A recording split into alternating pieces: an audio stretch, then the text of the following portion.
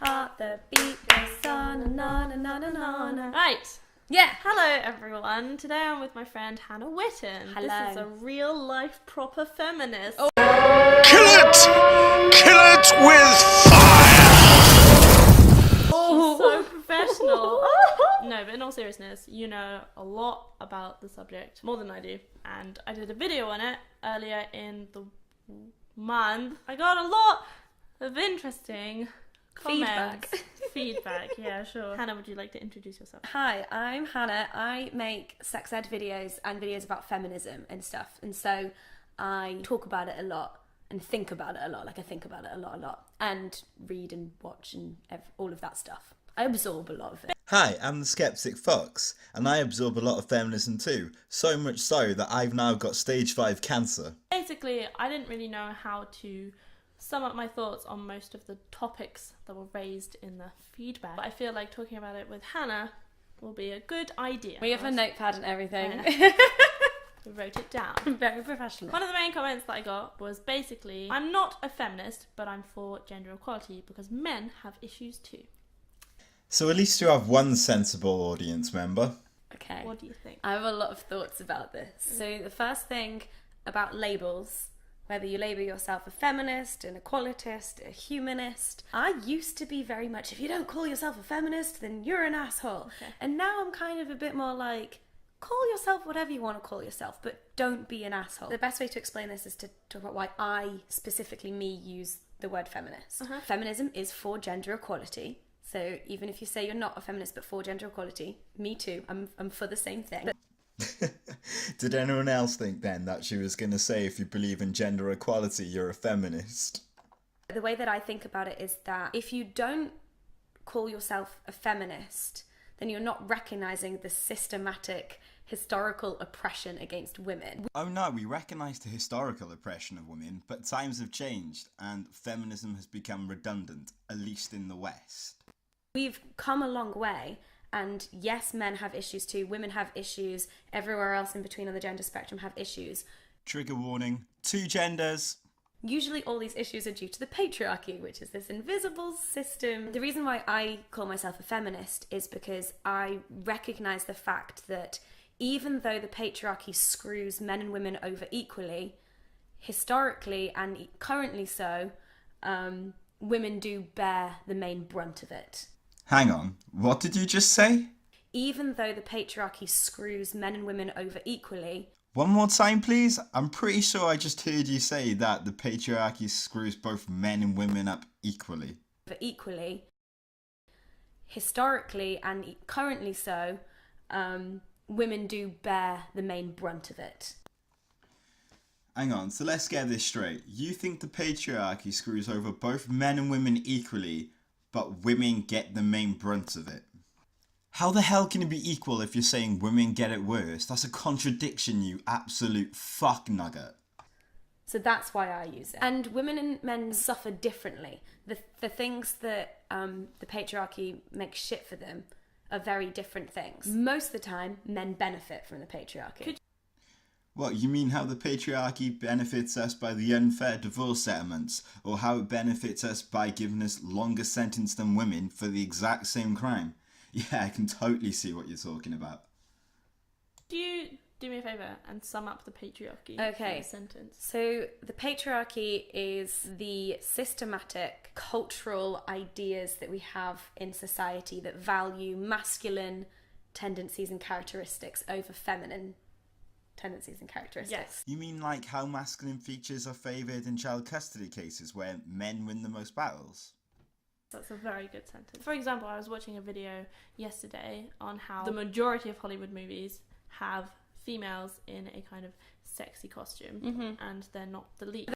Sex sells. This is the same for men as it is for women. No inequality here. The Bechdel test is a thing for like storytelling and it's used in film a lot. And for a film to pass the Bechdel test, you need 2 female named characters who talk to each other about something other than a man. And if Funnily enough, that's really hard to find. just Star Wars Episode 7, Bram Stoker's Dracula, Schindler's List, Pitch Perfect 1 and 2, and pretty much every chick flick out there.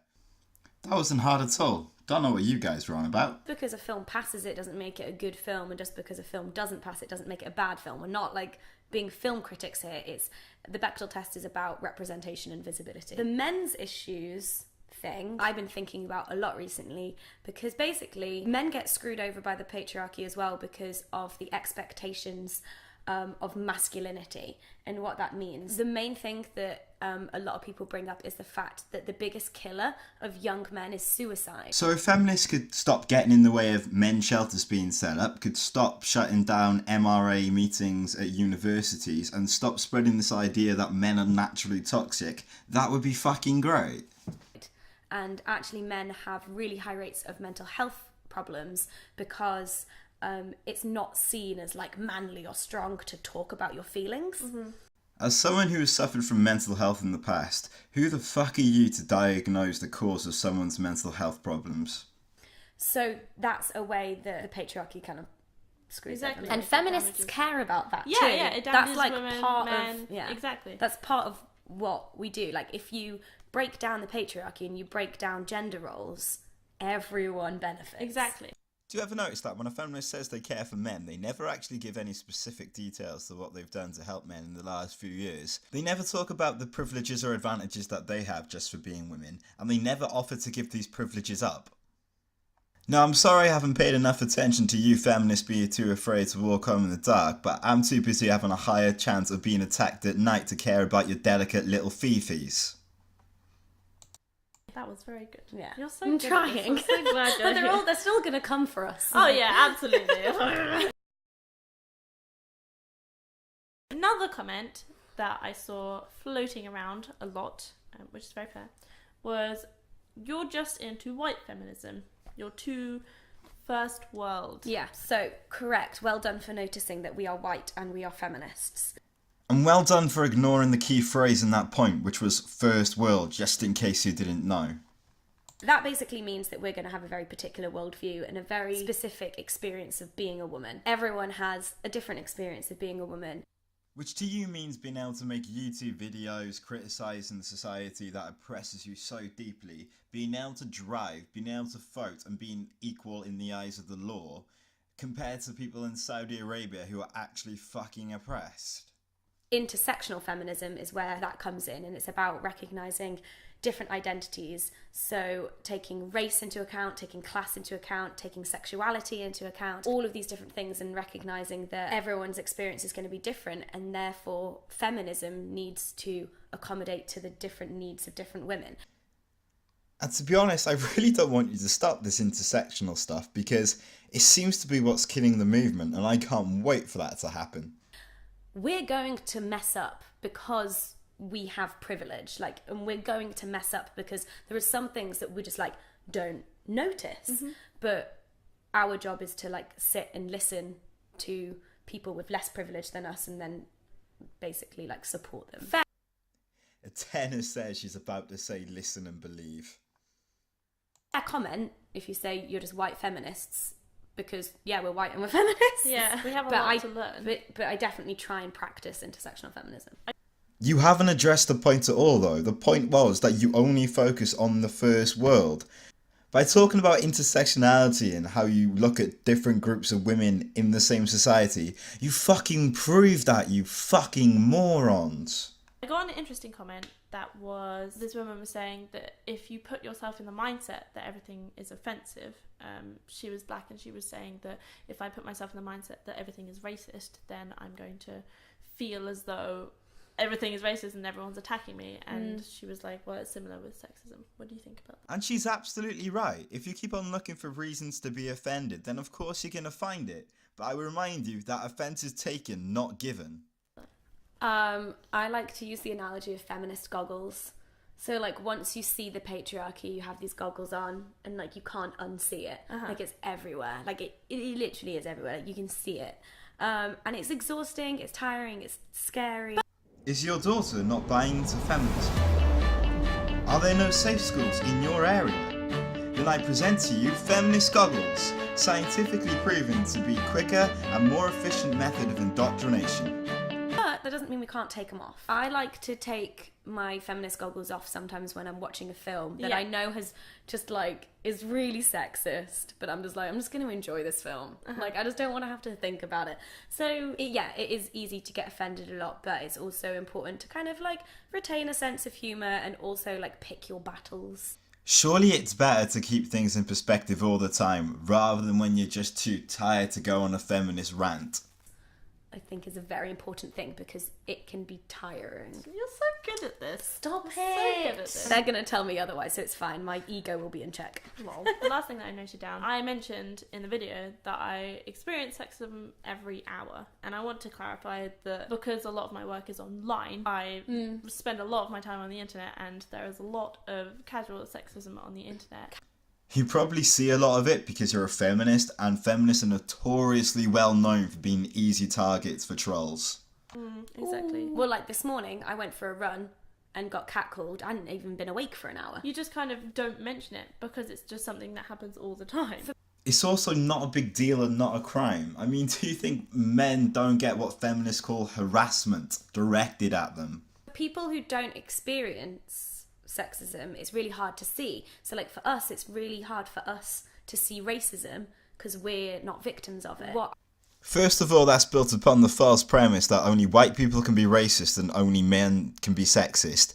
Second of all, you're saying that men can't understand sexism because we're not women, but you're going to tell us how the patriarchy affects men. I always try and do is listen and believe people when they tell you that they're experiencing something. If someone says, this happened to me because of like sexism, racism, or whatever it is, don't be like,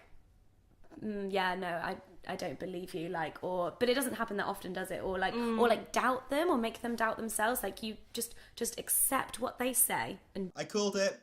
Just listen and believe.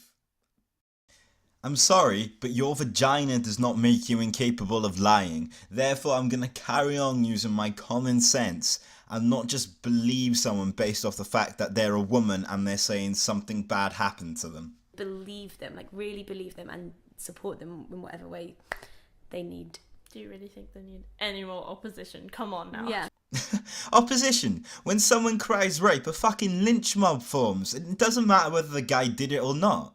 Feel better equipped? I don't know. Yeah, definitely. Oh my god, I don't know. You're just so much better at putting your thoughts into words. There was this 17-year-old girl that did a talk, and she was doing music A-level, and she noticed that all of the composers on her syllabus were male. She took EdXL, the examining body, got a petition to get female composers on it, and she won.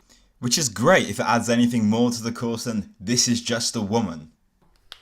That just shows how much one individual person can do. Which is exactly why we need to keep on calling feminism out on its absolute bullshit. And how every mini battle is worth it, and everything has value. Campaigning that and winning now means that there's going to be women composers on the syllabus, and more young women studying music are going to see that. And a big phrase that was going on at Women of the World Festival is, if you can't see it, you can't be it. I wonder how the first astronaut came about then. And so we need to be able to see women doing all these things, because then it will make us be like, oh, I could do that too. I will be a female composer. Yeah. Wow. This has been well serious. Can I say one more thing? Yeah. We're all problematic. Yeah. The main thing is how people deal with the criticism. Thanks for watching. Because feminists are so well known for their ability to handle criticism. With Adam. Yep. Good.